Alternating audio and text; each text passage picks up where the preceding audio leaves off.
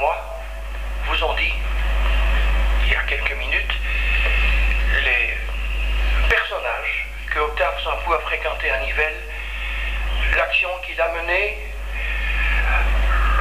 je ne vais pas reprendre cela, mais je vous dirai volontiers qu'à travers son existence, il a dû connaître dans son enfance le bourgmestre Émile Delalleux de la Roque. Il a dû fréquenter dans son adolescence notre illustre écrivain Georges William, et que les années d'entre-deux-guerres l'ont amené à fréquenter quantité d'autres personnalités politiques, car enfin un photographe, cela suit la vie de sa cité et cela rencontre les personnages qui ont des responsabilités à l'époque. Et ainsi, au risque d'en oublier quelques-uns, je cite des noms de Nivellois qu'Octave Saint-Pou n'a pas manqué de fréquenter.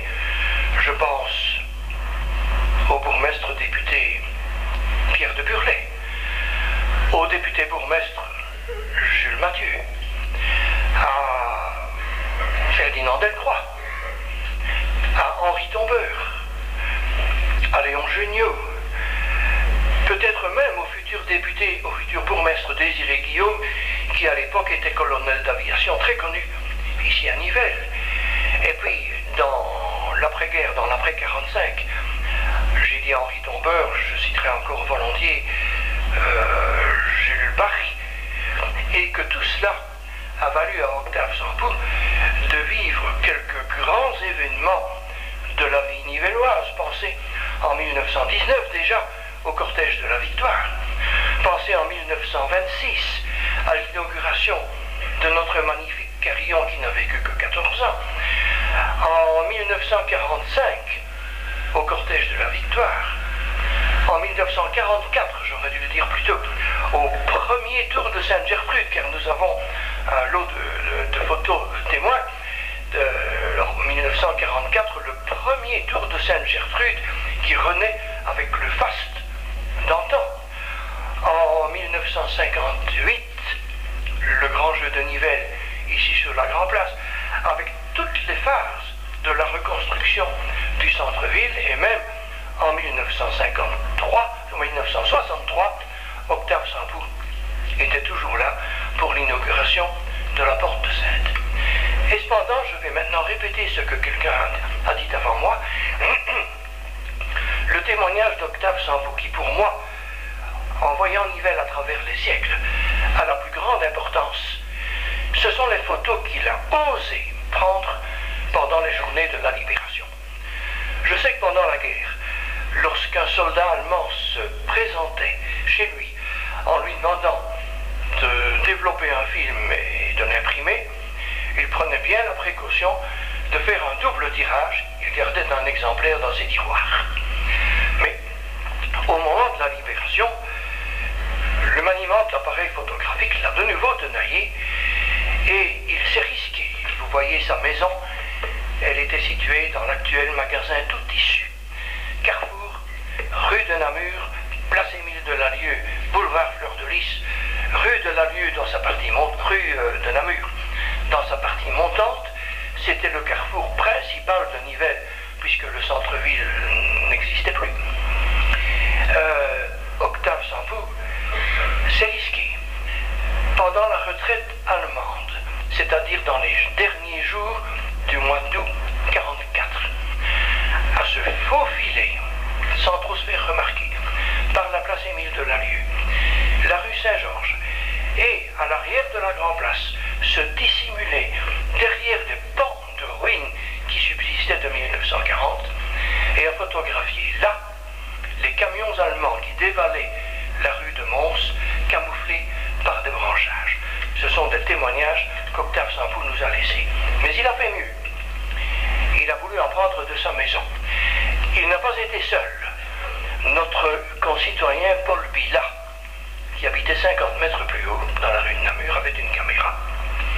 S'est risqué sur le balcon de sa maison à photographier les Allemands qui refluaient vers la gare de l'Est. Un soldat l'a aperçu, a décroché vers lui une rafale de mitraillettes sans l'atteindre heureusement. Le film a quand même été tourné. Il est forcément vieilli maintenant et n'est pratiquement plus projetable. Les impacts des balles sont encore visibles au numéro 85 de la rue de Namur, dans le mur. Octave Sampour a réussi davantage. Calfeutré dans sa maison, comme tout le monde, volet baissé, tenture fermée, il a monté un appareil à plaque sur un trépied, camouflé par les tentures derrière sa porte. Et là, dans les journées du 1er et 2 septembre, l'armée allemande n'est plus en retraite, elle est en pagaille, elle est en débandade. Les soldats affluent de partout, de par la rue de Namur, la place Émile de Lalieu, le boulevard Fleur de Lys. Ils sont en camion, en voiture, à pied, à cheval, à vélo, tous les moyens possibles. Et Octave Sampour a braqué son objectif vers la rue de Namur, c'est-à-dire par ici. Et là, il prend les soldats allemands comme ils sont. Et on voit très bien d'ailleurs que c'est la pagaille et la débandade. Un détail d'humour macabre. L'objectif braqué sur la rue de Namur montre le mur qui perpendiculairement jouxte l'actuel magasin 5 à sec. C'est une entreprise de pompes funèbres. Et vous voyez les véhicules allemands surmontés de la grande inscription cercueil.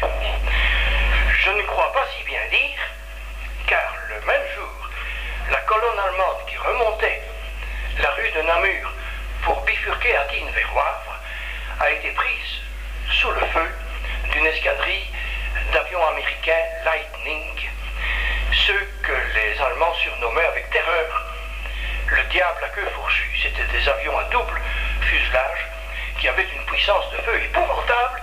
Ils tiraient des petits obus tous les 50 cm. Rien n'y échappait.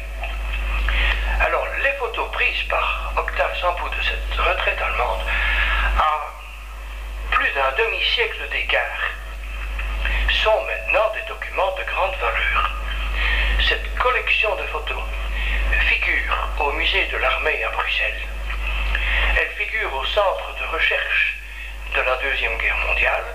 Certaines de ces photos ont été publiées, particulièrement dans les publications du ministère de l'Éducation nationale diffusées dans les écoles. Elles ont donc valeur de grands documents qui marquent des moments